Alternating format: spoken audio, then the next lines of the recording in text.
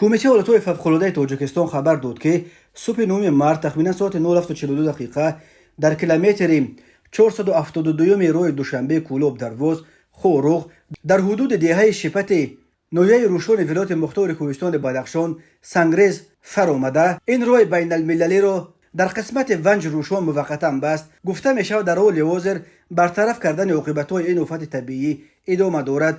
کمیته ولایت‌های فوق‌العاده گفت خوشبختانه این سنگریز خسارات و تلفات به جا نگذاشته است. کمیته ولایت‌های فوق‌العاده تاجیکستان همزمان به سهم ساکنان و مهمانان جمهوری می‌رساند که طبق پیشگویی اگنسی آب و هواشناسی تا 2 مارس سال 2023 در راه‌های دوشنبه خوجند، دوشنبه رشت، دوشنبه سنگوار، دوشنبه لخش، کولوب درواز، ونج خوروغ اشکوشم و خوروغ مرغوب خطر فرآمدن ترمه، ریزش سنگ، سیل و یرچ بلند باقی میماند. در رابطه با این کمیته از شهروندان خواسته است تا چاره‌های بی‌خطری شخصی را رعایت نموده از سفر به کوهستان، چراندن چاروا و جمع‌آوری هیزم و گیاها، اینچنین از ماهیداری و شکار در این روزها خودداری نمایند. همزمان به خاطر جلوگیری از آبخیزی در کوچه و منزل‌ها از اهالی خواهش کرده می شود که در این روزها تمام زهبور و کانال‌های آبپرتا را در اطراف خانه‌های خود تازه کرده پیش از برابر آمدن برای فهمیدن وضع راه به معلومات نشر کرده کمیته ولایت‌های فوق‌العاده